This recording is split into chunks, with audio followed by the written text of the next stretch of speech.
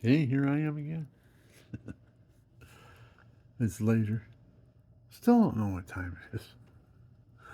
I'm looking out on my back porch. I'm making my wood shop. Every place is finding its home. Then I'll know where to find it. Right now, it's in buckets all over the place. There's all kinds of stuff I need, and I don't know what bucket it's in. So I got that chore. And winter's coming up, so we're going into the fall.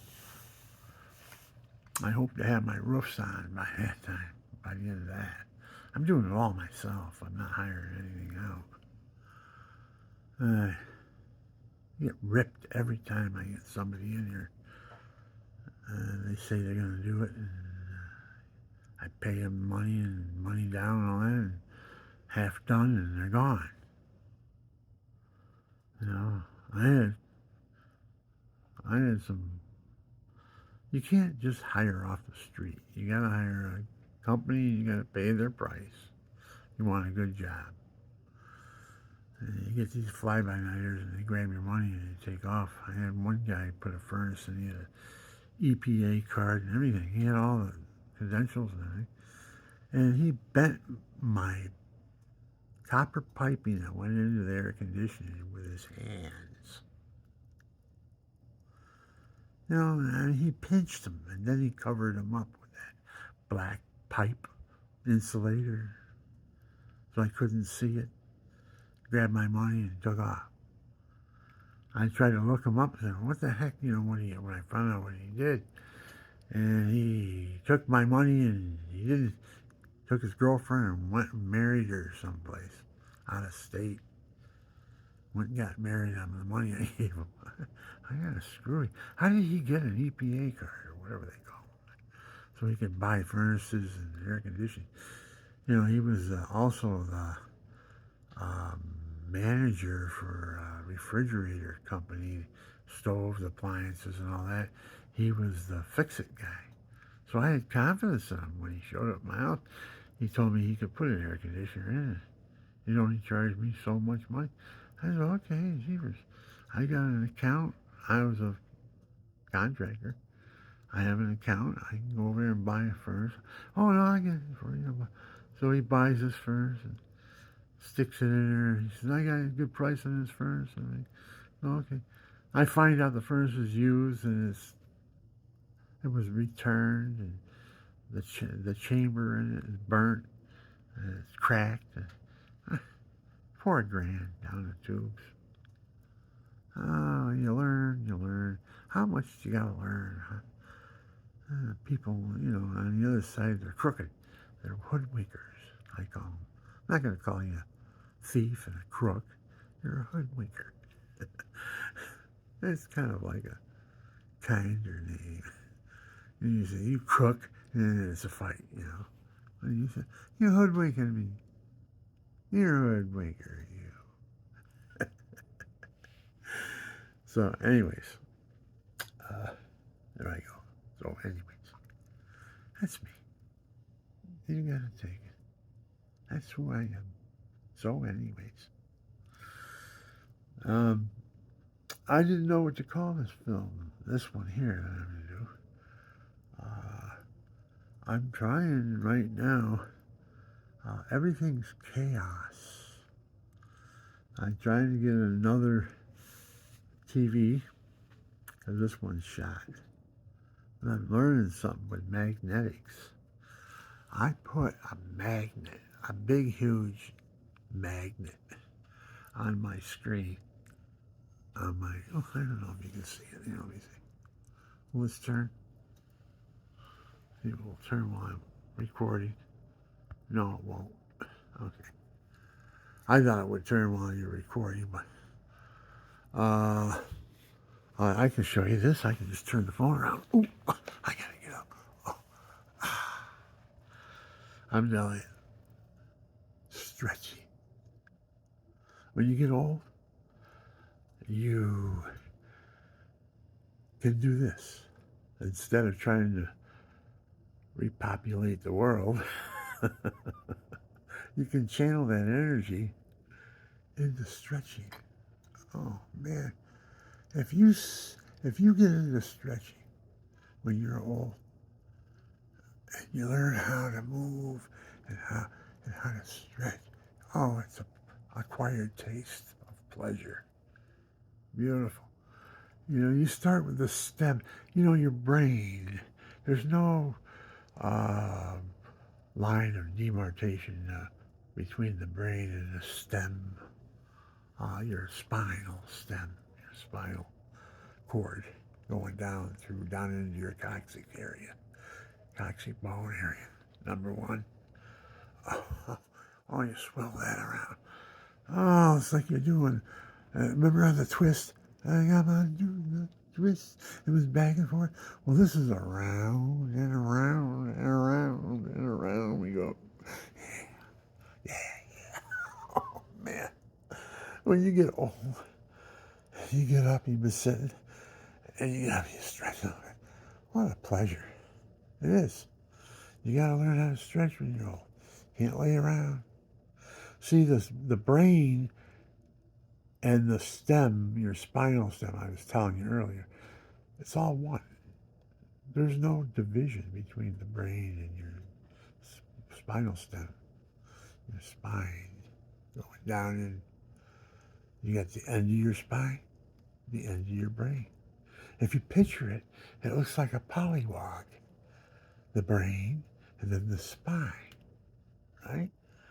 And so you take the body away, and you look at it, it's like, remember there was that Arnold Schwarzenegger movie where the guy looks from the outer space guy, he looks at everything, and it was all different colors, and all he saw was a brain and the spinal stem going down from the brain when he looked at you. And through his whatever vision he had, they showed his vision, right? And he saw a brain and a spinal stem. Oh, that's a lot. That's true. That's us, the brain and the spinal stem. Everything else is just structure, bone structure. We're just a polywog with a body. You polywog, you. My dad, he is a funny man. He says, son, he says, today mom's not going to give you a shower, I'm going to give you a shower. I said, okay. I get down, get undressed, get in the shower. Oh, yeah, yeah. So he gets undressed. And I'm looking, that's the first time I've ever seen a man. I'm only 5 years old. Mom usually washes me and gives me a bath and all that. Oh, my dad, he goes. And I stand there looking. I go, wow, I've never seen anything so hairy. 5 years old. And he says, son, I want you to meet your maker. I go, my maker? What do you mean? That's how you came into the world. This is your maker. That's how he explained God to me. That he's an instrument of God. And God used everything down through the ages, the genealogies and all that stuff. And now here I am. I am a product of the genealogy. So I'm looking at it, that's my maker? I grew up. Oh, what happened? How did God get in the picture then? I thought God was my maker, but he never talked about God to me. He was an MP, he was a Marine, and turnkey, and he's a hard ass. He'd stick you in jail, and he'd look at you and he'd go, you're in jail, and you're going to be here until your time's up, and you're not going to have a good time, because I'm going to make your time miserable. And you never want to come back here again. That's the way he was. He was my dad. Son, go out to the tree, out to the bush. I want you to rip off a branch big as you. And I want it no less than an inch thick. And you're going to get a whipping for what you did today. I go out. I rip a branch off, I bring it back in. He peels it in front of me. He takes it, peels it, and brings all the branches off it, and then he peels it. He looks at me, he goes, son, he says, this is going to hurt me more than it's going to hurt you. I'm thinking, who told you that? Oh my God. What do you mean it's going to hurt you more than me? I mean, come on, man. And I ended up in the tub of ice cold water. My mother, she was always there. Oh, if they see this, they'll come and arrest us. That's how bad I was beaten. Boy, just wail on me. Spare the rod, spoil the child. Look how I grew up. What did I grow up to be? A late bloomer. That's what they call me. I'm a late bloomer. I gotta watch where I'm going. I fall on my face. It ended up like a... Oh, I ain't gonna go into the depressive stuff. Anyways, I'm going out here in the kitchen. I'm looking, and I'm out here. I'm packing. Right now I'm packing. Oh, come on, man. It's gotta turn off. Just like down here. But right here, I'm packing a box. That's my planers in there. Oh, my security system's coming on. Watch out. Okay. But there's a new planer that I bought down there. Excuse me. And then this one's going back to be fixed, and I'll have two planers once this is fixed. Well, I need two planers too. I got a lot of wood I got planed. I buy rough cut lumber, and it all has to be planed and everything. So it's good that I have two planers. But right now that's chaos, because I'm just finding homes for everything, where everything's going to be. It's like right now I can go, well, if I need my nail gun, I know right where my nail gun's home is. See it there? I think that's it. What am I doing here? Yeah, right. Hard to make out everything. This is all going to be enclosed. I've got, right here, I've got this sliding glass door. Right here. I'm going to turn this around. Let's see if it will turn around. I don't know. Come on. Right. All right, I'm going to turn around. I'm going to flub up here probably. I can't. Once you start the film, you can't turn it around. That's a bummer. So anyways, I got to turn it around and like this so you can see it. So there's my sliding glass door. I'm going to put in right here behind me. This is all coming out. This all fit in there just nice. So we'll have a sliding glass door. How professional of me, huh? I'm showing you what's going on around here. A lot. I just put a door in. The door is in the back here. Why is the light? Okay. Oh, she must have came out. I put a door so she can. I'm going to put a wall up. She wants to have her own little private deck where she can put flowers and have the kitty cats and not be bothered by even looking at my shop. My shop makes her no organization yet. But once it's organized and I know where everything is, it's got a home, it'll look nice. It's only an amateur shop. I'm not a professional. I make all kinds of stuff. Little trinkety stuff. You know, gun racks, and mostly shelving, and heart shelves. I do a lot of stuff. I'll show you some. I got a tape on here that shows you some of the things I made, and I'm making. And I'm making this one wine rack that's gonna knock the socks off. After it's finished and I put it on the internet, and you guys see what I'm doing, oh, everybody's gonna want one. I bet you they'll offer me $500 for one.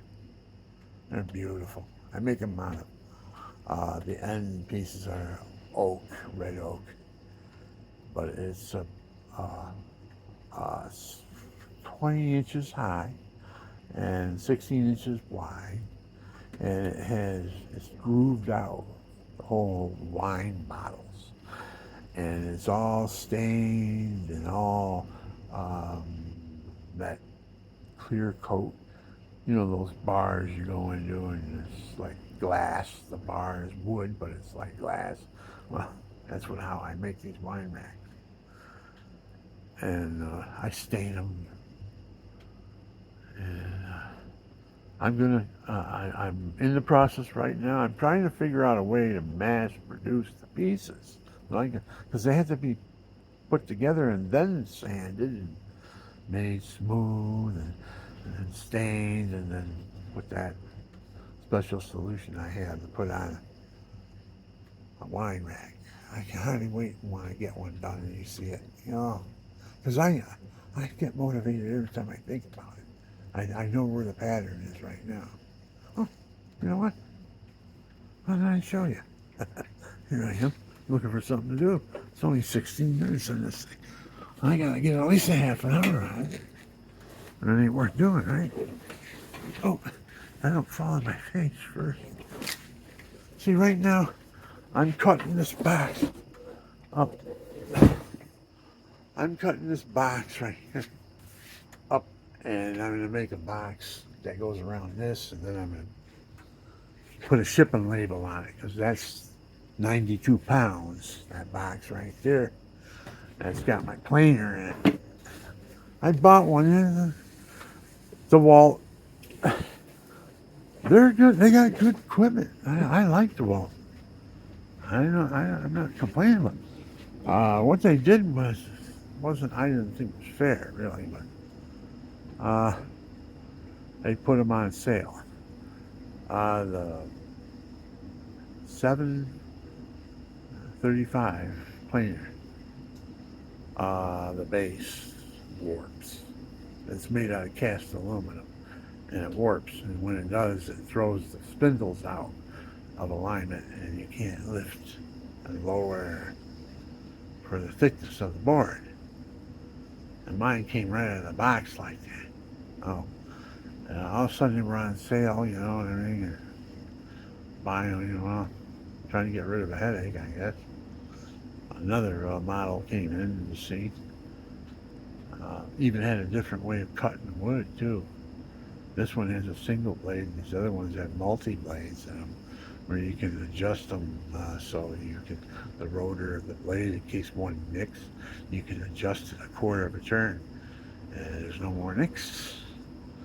And you get a nick in a board, it hits a nail or something like that, or a piece of something, sand, rock, stone, anything, and it chips the blade, then you got on your finished wood a streak, going straight down through it, because you got blades are screwed up,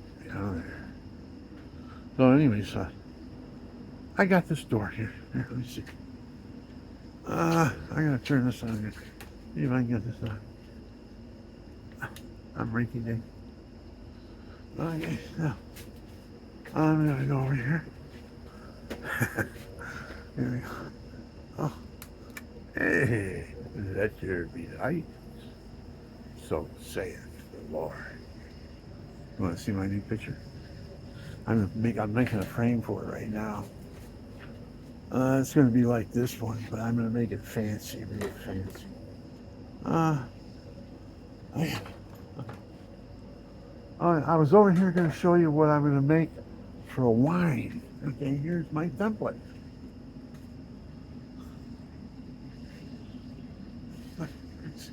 It's hard. I only got 2 hands. Now you picture this. Okay? Now I've got to make 8 more of these. And you glue them all together. And the depth and all that. And you sand them. And on each end, instead of doing it in the hickory or the hemlock, These are made out of hemlock. Instead of doing the last piece out of hemlock, you do it out of oak, red oak. So when you look at it, all you see is this part stained right here, and on each corner is red oak. So it looks like the whole thing's red oak after you stain it and everything. Pretty cool. And then your bottles of wine go in it. This thing looks beautiful. I saw one on the internet. This is my own design. I didn't copy anybody. I just pictured it, and this is my own design.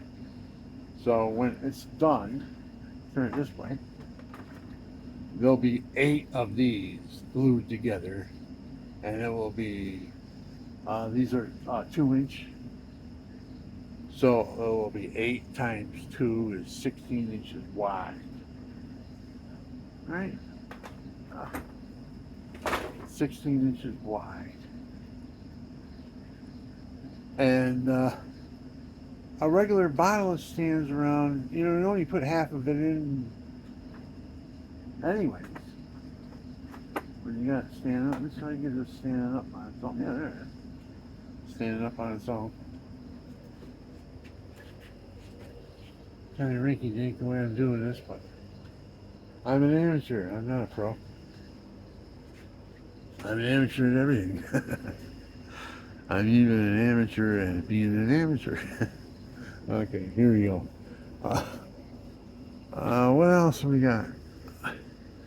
Oh yeah, I got my crosscut miter box. Ah man, this is my shop. This is my wood shop. I need all these tools. I make things I can put on the internet. You can bid on them, and the money goes to the Kenya fund for the kids' water wells, so they're not eaten by the crocodiles down there anymore. Oh, it's terrible. Kids are screaming, and their mother and father, and the crocs got them by the arm or the leg or something. He's dragging them off into the water and screaming, "Help, help!" And nobody can do nothing. It's against the law to shoot them. Can't shoot them. They're collateral damage are considered. River people, get off the river. You don't want to be eaten?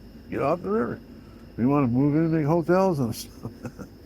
Get off the river. I guess they got squatters' rights or something like that. I don't know. But when they want a bucket of water, they got to go down the river and drought.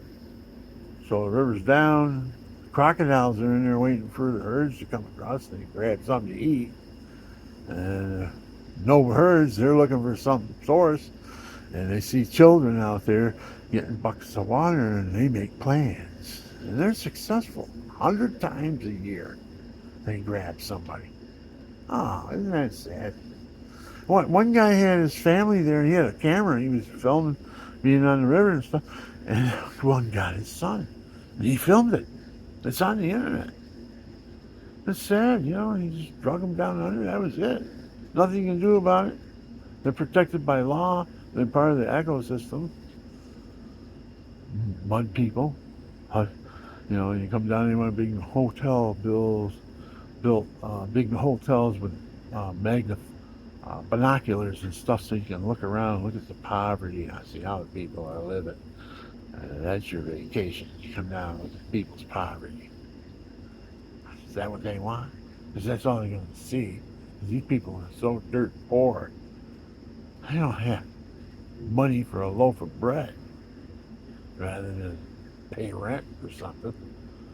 And that's why they live in mud huts. They build mud huts and they live in them. That's the way they've been for centuries. They're still in the bushes. These people are still in the bushes with blowguns and spears, getting a monkey or something for dinner. Poor people. You want to invest your money, you think God would look kindly on you if you wanted to donate some money? Invest it in Kenya down there with Father Kariuki. Kariuki. He has a foundation down there. He's a Catholic priest. I predict he should be the next pope after 700 million blacks come into the Catholic Church because they're so appreciative.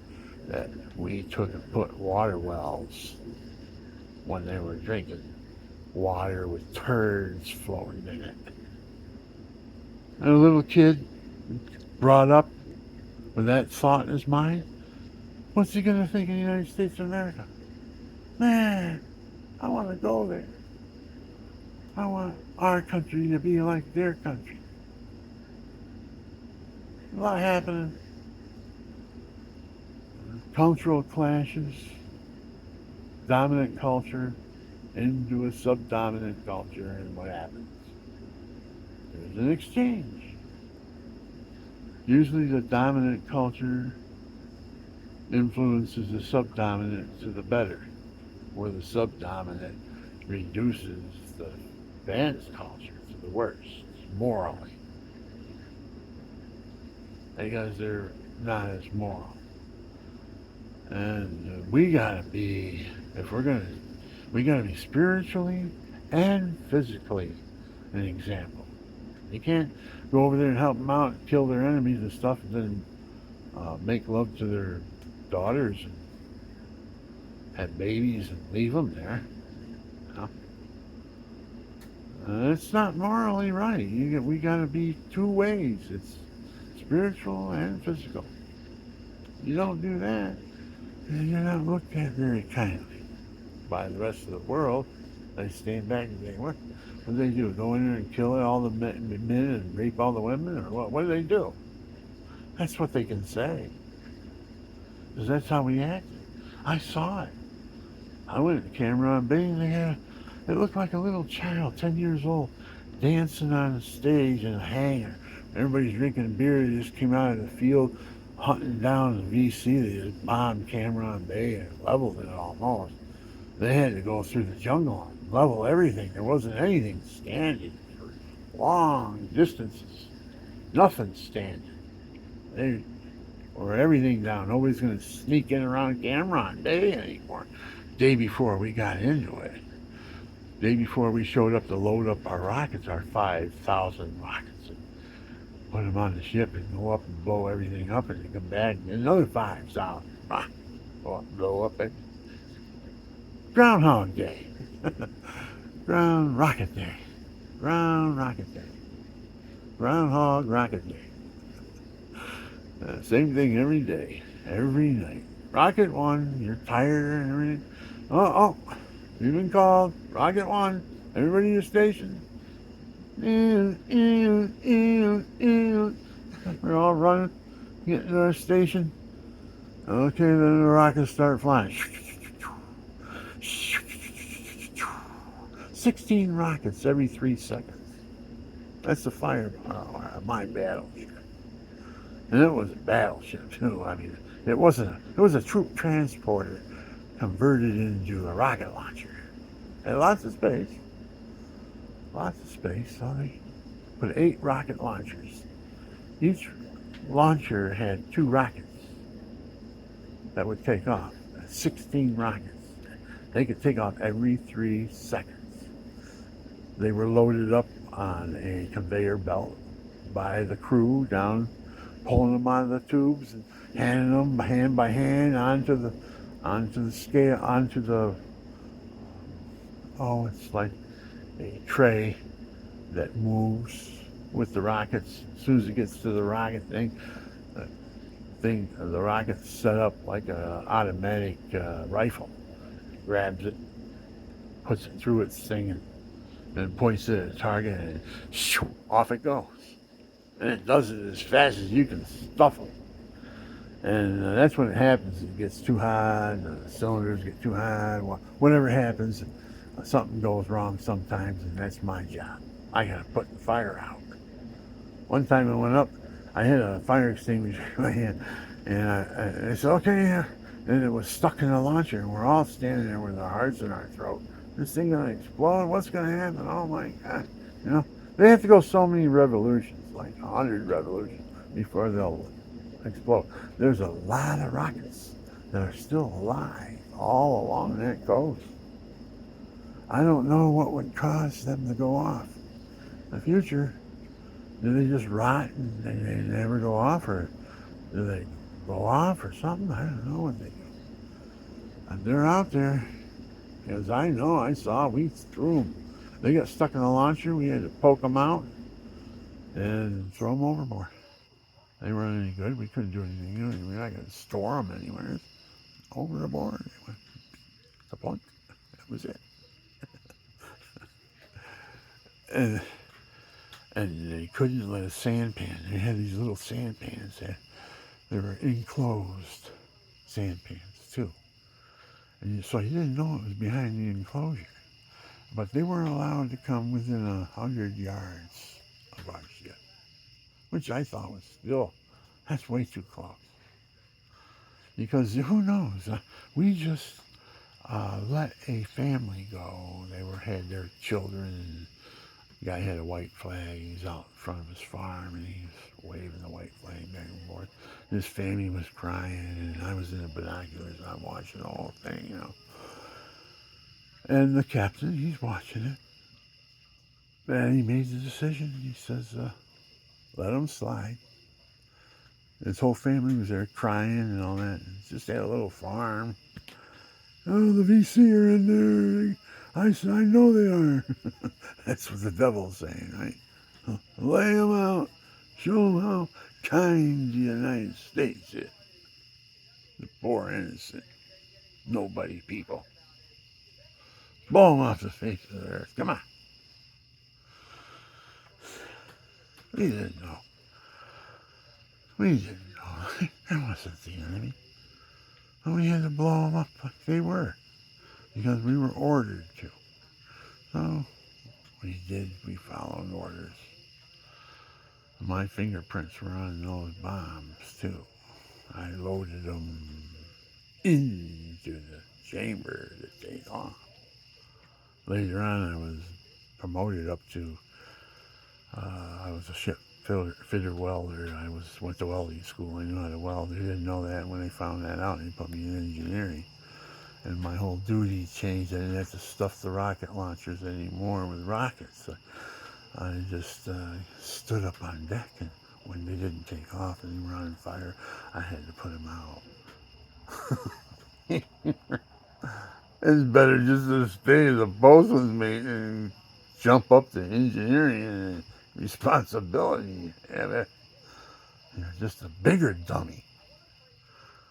You gotta be a bigger dummy. Oh, the chaos. The ship. 75 bunks and 157 monkeys. Monkey monkeys. And that's what we were. We were a bunch of monkeys. Everybody bitching and sweating and pissed because you're sleeping in their bunk. While they're on watch, you're sleeping in their bunk because there's only 75 beds and there's 157 bunkyards. We're at each other's throat. I had one guy, he came and jacked me up in a room. He got me cornered in the baggage room where you keep your duffel bags. And he says, I don't want you in my bunk anymore. He's a petty officer. I'm just out of boot camp, you know. I don't want you sleeping in my bunk anymore. You sweating, you stink. I mean, everybody's does, you know. It was air conditioned. It wasn't that bad, but he just didn't like the feeling of there's somebody in his bunk sleeping there. So he jacked me up by the neck up against the bulkhead. And he says, son of a bitch, don't sleep in my bunk again. If you do, you're going to be sorry. And he let me go. And he walked away. Oh, I didn't sleep in his bunk. I slept on the baggage for a couple of days. And then everybody said, why are you sleeping in the baggage room? I said, well, the guy told me if I slept in his bunk again, I'd be sorry. So he said, hey, he can't do that. Don't take that from him. You can't do that. Go ahead, sleep in his bunk.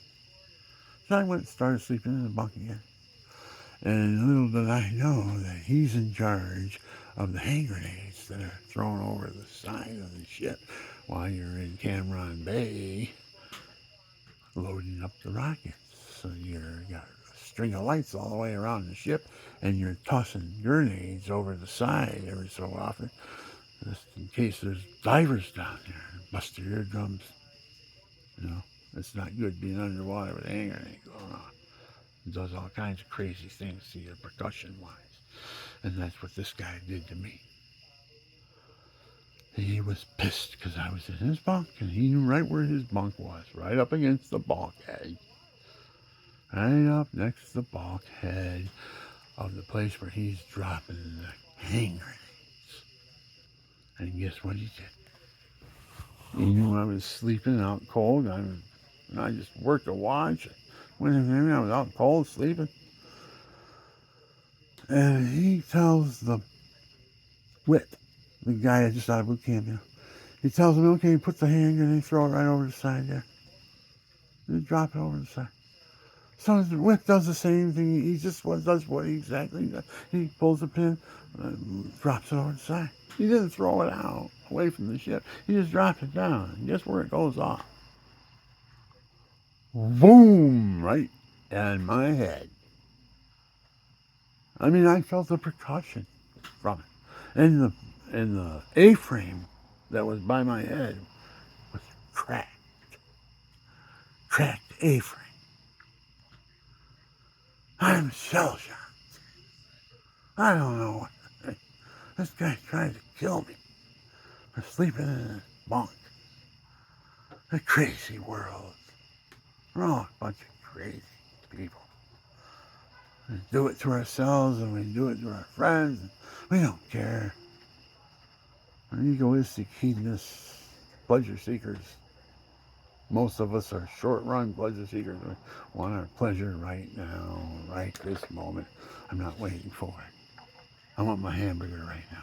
If you don't have one ready, I'll go across the street and get one. And if they don't have one ready, I'll change it. I'll go to the pizza store. So I want my food right now. That's the way people are nowadays. Pleasure seekers. They want it now.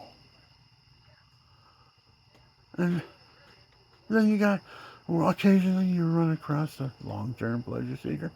We're all pleasure seekers. We're all egoistic hedonists. We're all hedonists, pleasure seekers. We all seek pleasure.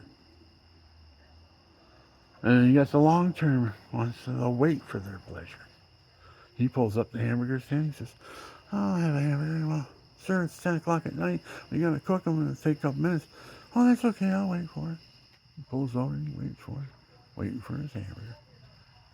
And he's happy. He got what he wanted. He had to wait a little while for it, but he got it. That's the difference between long-term and short-term hedonistic pleasure seekers, right? That's what we are. That's who we are. We're a bunch of narcissistic, hedonistic, some sociopathic and some psychopath narcissists. And if you don't know what a narcissist is, look it up. Find out who you are. You might be surprised. You might have married a psychopathic narcissist. You never know. Father Nix, N-I-X, Father Nix on YouTube. Look him up. He'll tell you the 10 reasons to run from a psychopathic narcissist. Not to convert them, not to try to change them or anything. Because they'll change you every time. You'll never change them. He says, run. All you can do for them is pray. And I'm talking about the doctors that come in and chop off the baby's arm or the leg while it's still in the womb. And it's crying. The nurses say, what's that sound? It's the baby in the womb crying. You just chopped his arm and leg off. We think about that. We think about smelling the baby's head after we gave it a bath. We adopted it. We gave it a bath. And we smelled his head, the fragrance, the innocence, the beauty. And the doctor's in there. Oh, $2,800? Zip? Oh, okay, $3,700. Zip, zip, zip. What did you get paid for the parts? You get $500 for an arm and $700 for a leg? Oh, how does it work? Jeepers. talking about, are we going backwards, people? Are we? Are we going backwards? And we got the Chinese, they're 3,000, 4,000 year culture. The United States, we're 260 years. And they're learning from us. They came and stole everything. Stole all our technology. We didn't do nothing. Came in and bought Hawaii. They didn't come in and try to take it away from us. Right? The land was 5 times the price. They paid it. It was less than having a war over it. They paid it and bought it. And now they own chunks of Hawaii. I think what we're going to end up doing is giving Alaska to China to pay off our debts. Because that debt is way too big. It's just, there's no catching up to it. It's at the rate right now where it's drowning us. We can't get ahead. The interest rate is so high. So much owed. Trillions of dollars owed. Man. We should have a fine and investigate how many items that China stole and broke our patent laws and fine them back. Fine them back. That money. And maybe we'll be even. Because they stole everything. Nice people, though. Oh, hi. Oh, we're so sorry. Would you get out of your house? So we own it now. That's all. That's what would happen. That's what's going to happen. Nobody's going to be able to pay the bills. Your house is going to be available. And to who? To the ones that will pay 5 times what they're worth just to get into the United States. Or own a piece of property in the United States. Hawaii especially. Can you imagine that? Big deal. You pay 5 times the value of the land. Big deal. It's your land now. We sold out. We sold it all out. We're selling our businesses out. They're coming and buying our businesses and then coming back and saying we can't take them to court. We have to do an arbitration. That's their government. Their own government. They buy our business and they establish it as a government within the United States. And you pay or you hit the highway. And they'll fool around with squeaky wheels. I gave them the chance one time. You kind of send your text over here and fix what it is, or I'm not going to pay my bill. And that's the reason why you're calling me, because I didn't pay my bill. Finally, you're calling me. I can't get a hold of nobody else. Before that, I don't pay my bill, and everybody's on my case, They're charging me $18 a phone. I have 4 phones. $18 a phone insurance a month. I said, what do you got, $100,000 phones here? Says that's more money than I pay for my car, my truck, and my house in insurance a year. What are you doing to us? They're sitting down figuring out, well, these people, they got Social Security checks coming in, and they just sit in the bank there. We're going to try to see how we can get some of that money. And the bank's the same way. They're thinking about all kinds of programs they can make when you get Parkinson's disease or something like I have. They made a fortune off me just recently because I have Parkinson's. Forgot to put money into the bank, my checking account. So what did they do? They went and they borrowed. They gave me money. They gave it, put it in my account. And I got to pay interest on it. I said to him, I said, where'd you get the money? You got it from my savings account. If you got it from the bank, you got it from my savings account. So you took my money out of my savings account and you put it in my checking account and charged me interest on it as a loan until it's paid off. To cover my checks I screwed up on because they got Parkinson's disease, and you're relying on that because you make a fortune off people with Parkinson's disease. One year, they made $5,000 off of me in 1 year. They're complaining. They're complaining to me because I had 6 violations on my card. I had 6 crooks or hoodwinkers. I'm going to call them hoodwinkers. Try to be kind a little bit more. 6 hoodwinkers last year on my card. And they had to cancel my card, give me a new card, cancel my card, give me a new. You know who they punished? Me. They took my card privileges away. I can only use an ATM now. I said, what for? I said, I didn't do nothing. I said, the hoodwinkers are the ones that drugs. Why am I being punished? Well, that's our policy. I'm sorry. Oh, yeah. And I'm going to make my policy a little bit different, too, I think. Because I'm getting really sick of it. Really sick of it. I've been a member of that bank since I was 16 years old. I'm 74. And they take my check card privileges away because somebody hoodwinked me. I'm a risk.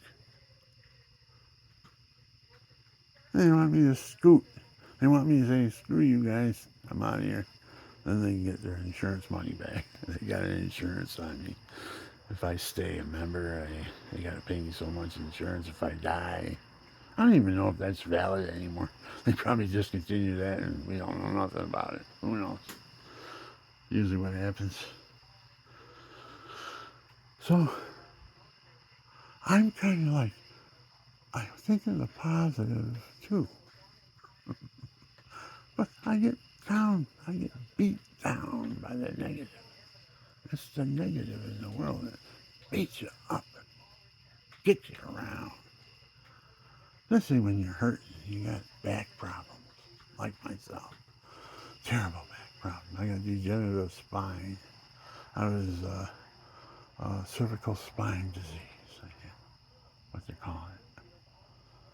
And that's when the nerves, they go up through the center of the spine. And they squeeze the nerve going down the spine. They squeeze them. Stenosis. They squeeze. Oh, it's terrible. Sometimes you get in a position when you're leaning over and you stayed a little bit too long and you can't stand back up. You got to crawl back in the house. That's how I get. Oh, terrible. Terrible, terrible, terrible. And then on top of that, I get spasms in the back, trolley horses in the back of my leg. Oh, God, you can't scream. It's so terrible. The pain is so terrible. You can't even, all you can do is moan. Oh, my God. Why am I going through all this pain? No voice in the background. Pain. Pain removes the stain. Pain. Pain removes the stain. The stain? Yeah. You can't get into heaven with a stain of sin on your soul. You know that? Because if you do, it could bloom again. You can dwell on it. And the stain could bloom again. And now you got another sinning in your heart. God said you sin in your heart, just like sinning in the flesh. Might as well have done it in the flesh. If you're lusting after it in your heart. Jesus said that. So, we still have a lot to learn. I'm 74. I just opened the door. I mean, there's some priests that have been into it really deep pursuit every day, been after it. And they reach certain levels, but you find out that God doesn't want you to talk about what happens when you reach that level.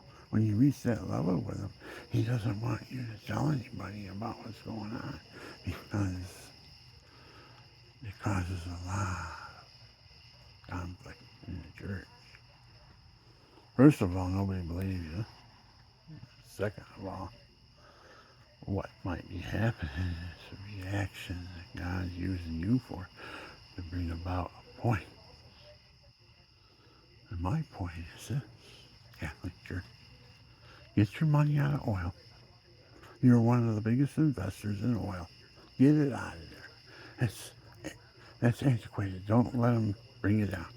Put it in induction magnetic motor. Put it in a motor that just runs on pulsating magnet power. You know, the north against the south and the south against the north, or the south against the south and the north against the north. The repelling power that's there, the hidden energy that could move cylinders of any type, just enough to generate those little teeny, can't even see with a magnifying glass. Chips they're putting in things now. All you need is a a magnetic motor, probably that big or something like that, just to generate the electric to put everything through its course and how it's electric programmed when it does. Man, it's a miracle. There's all kinds of things they're doing with that stuff. And I'm telling the Catholic Church, quit hoarding your money. Sell the houses as soon as they come in. Because what's going to happen is the government's going to step in and you're going to say, if you don't sell the house or do something with that house, you just let it sit there on the market for years and years and don't pay any taxes or anything like that. We're not going to let that happen anymore. It's only going to be 1 year. You get the house, you get rid of it. You give the money to your poor, whatever it is. But don't sit on a house because it increases in value more than cash in the bank. Aha. I'm a real estate broker, people. I'm talking to you. I'm retired, so I'm not committed to anybody. I'm retired, man. I've been there. I've seen how they manipulate the system. I like the people that were in the real estate before I got there. Been there 20, 30 years before I was even there. I come in fresh. I got ideas. I'm starting to get the business. You know, they're looking at me. What's going on here? Who's this punk? They even went as far as keeping my listings off the internet. Only I was looking, checking, see if they were on. Yeah, they were on there for me somehow. Anybody else that checked was looking for a house that wasn't on. One of my clients, he says, I can't find my house on the internet. You say you put it on there? I said, yeah, it's on there. I go check, there it is, it's on there. He goes and checks, it's not on there. It's only on there for me. So somebody's in there, knows how to manipulate the system to where I'm seeing one thing and the public's seeing another. And I says, I'm up against that. I can't stay around because that's evil. Evil breeds hate. And I don't want to hate people. Because if I hate people, I got to pay royally. I do some damage when I hate people. I don't want to be like that. So I just avoid people. So I quit real estate. I got out of it. Well, after they tried to change the law not to go to school after you had 15 years, they changed the law, and everybody was in there 15 years or more, they were grandfathered. No more school. They don't go to school 22 hours every 2 years. All right? Yeah. You don't do that anymore. You've been here 15 years. You paid your dues. That's good. So, they got it passed. I'm 13 years at the time. Next year, I hear they got it. I said, no, we can't do that. We got to change it back. So all the people that weren't 15 years, they can't get into the program anymore. There's no program because they cut it out.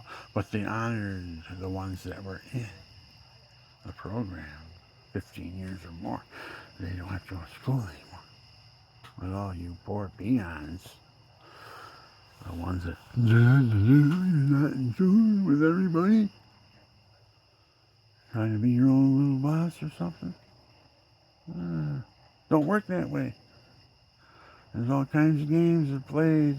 Every Every business. There's competition. Every business. The only thing is I hate is when the phone companies get into it and the television companies because they start viruses and they start um, ruining people's clients. I got a virus on my TV right now. I don't know where it came from. Keeps on changing. It makes me think that my screen broke. Huh? I asked them to come fix it. And he said, "Oh no, that's damaged. It costs more to buy a screen than to buy a new TV. Just go buy a new TV. We don't suggest you fix it." Well, I'm going to fix it myself. I said, "Can you turn it on and off?" The guy didn't even want to turn it on and off. I told him before they even came, I called him up. You got to bring a channel changer because the guys from Dish took my channel changer from my TV when they gave me their Dish channel changer. And theirs are the ones that only worked with the hopper and all that stuff. But when they shut me down, when I told them either show up and fix it or send me boxes, they sent me boxes instead. Get rid of the squeaky wheel. We got 5 million customers. Get rid of the squeaky wheel. We don't need any headache. Sent the boxes. I stuffed them. I sent them. I said, don't try to collect any money from me for all the time that I paid for and I didn't have any service. Just don't try to collect any money with arbitration because I'm not going to honor that. And they can't touch me because I'm a disabled veteran and my check is a pension check. They can't touch disabled Americans' paychecks, pensions, and stuff. I'm a cripple in a wheelchair. They're still trying to take me. One guy came in here last year, told me to put my driveway in, and he said there'll be $3,400 worth of dirt. I said, okay. So he brings his truckloads in. It was like 8 truckloads he brought in, I find out the truckload, bring it in 10 yards, they're $400. So $400 times 10, 4,000. Is that 4,000? $400 times 10. Now that's the cost that the company will charge you if you ask them to bring it, right? So he says he put $3,400 in. I went and ordered $450 worth of dirt and had them deliver it. And when they got here, I told them to open up their truck and let it fall out as he moved forward, so it spreads it out. Anyway, filled up my driveway, 1 truckload, 10 tons, $500 about approximately delivered. And he did my driveway and wasn't hardly any stone in it or anything. I did 1 truckload. I had more stone here than he had. All his little trucks he had. He had little trucks. He was filling them up, dumping off, make it look like oh he's paying a lot of money every time. No, he had a little truck that's being filled up. He's dumping it, going back and forth. He had a guy he hired, a friend of his. I don't think he even did a lot of this work. I think he learned on my job. I'm too trusting. I stopped him. It was my fault. I stopped him on the way because I saw the sign that said landscaping. And we need a landscaper here. My insurance company wants me to clean up my second property, all the building material. Can you do something like that? Oh, yeah. Then he convinced me you can put a driveway in for me, made out of stone, dig a footer out for me, and dig my cellar out. So I have a 7-foot ceiling and all that on the back deck. Well, he goes out there. First thing he does is dig an 18-inch ditch. Yeah, about a 2-foot wide width of the bucket, 18 inches down. Didn't even get to the roots of the trees that were around it. It wasn't down that far. Everybody knows that 2.5 feet is the frost line. And you gotta have a footer that's 3 foot down, at least 36 inches. So I said, that's the deal, I was gonna pay him so much money, and he takes and makes my cellar floor, he digs it out. Right there, you can just reach in and dig it out and drag it. It was easy. He didn't do it. He forgot to do that. And when he dug the ditch, he couldn't get back over to dig the cellar floor. So he took off with my money. Ha ha ha, too bad. And I had to forgive him. Forget. You know, knock the daylights out of him. Anyways, you can come. I wanted to invite him over to watch me work on the heavy bay. And little old man, you get like that? Yeah. I should have given you one right in the jaw, too. Ripping me off $7,000. Not even doing half the job right. Made me think you put $3,400 worth of dirt in here, and I had one truckload. Paid the company to come and load it. Just as much as you brought in on all your truckloads. What did you have, 1 ton trucks? Only could take 1 ton. You brought in 10 of them in, and I'm trying to think, oh, you're saying, how much was it? $22 a ton? That's what they're charging. 10 ton, $220 for a 10-ton truck. A bank run, number 2, stone. He put it in, he didn't grade it out or nothing. There was dips in it. I parked my truck on it, it sunk down after the rain. I went out there, it was up over my shoes. I said, what the heck? How did I get here? He didn't even roll it, you know. Took my $7,000, took right off. Boy, I want to say that guy's name so bad. But anyways, you gotta forgive, you gotta forget. Because if you don't, you hate. And I do everything I can to not hate. I don't like to hate people. Hate begins hate. You get hatier. You're a hater. I don't want to be a hater. I want to be a forgiver. God has forgiveness. I mean, you can be a forgiver. Okay, you stole from me. I forgive you. Just please leave. Don't come around anymore. I'm not going to call the cops on you. You stole from me. I'm going to let you go. You're forgiven. And boom, he goes. And then there's those that say, oh, man, you stole from me.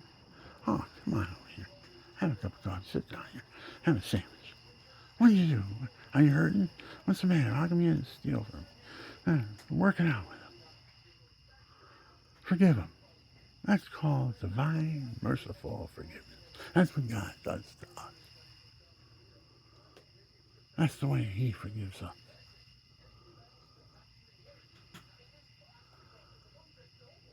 Something to think about, isn't it? Food for thought, spiritual food for thought. And I tipped an hour, and I think that's about it. Because my back's starting to hurt. I'm going to get this mess. You're going to see it. You're going to see my wine finish when it's finished. I have different models I'm going to do, too. Because, see here, I'm going to do one that has... Yeah, I got this marked. Let me see. You know, I got it all marked here. The holes are going to go in here. Those are going to be long. I'm only going to make 2 of these on each side. Put a half-inch pipe through it, plastic, CVC, painted black or something, all the way through. And then that, instead of having to put all these one after another, the rack is in there, where the bottle of wine goes on. So, and that's how it's put together. It's put together with half-inch PVC pipe, water, stiff, the white stuff. And you put it in a hole, paint them black or something before you do it. Then when you put your wine in there, you don't have to have all those other pieces in there. You have it that way too. I've seen different types of. I'm gonna make a lot of wine stuff and shelving. I got a lot of shelving I'm making too. I got all that wood from the fence downstairs. That oak fence I built 40 years ago. All that red oak. And rough cut red oak. I just nailed it up there with 2 nails. And it's been there for 40 years out in the weather, covered by the pine and all that. Pine trees. So it's been sheltered from the sun. It's been out in the weather and it's weathered. And man, when you plane that down and you look at the quality of wood that you got, you can biscuit them together, have a wire board. But you're going to see. Here's some of these are my heart shells. Some of my heart shells. Bill, can you see them? I don't know. Are they on there? Yeah, because I can't turn this. Once you're on, you can't turn it to look ahead. It's like I got this thing here. No, it won't turn. See? And you can't turn the picture around and go the other way.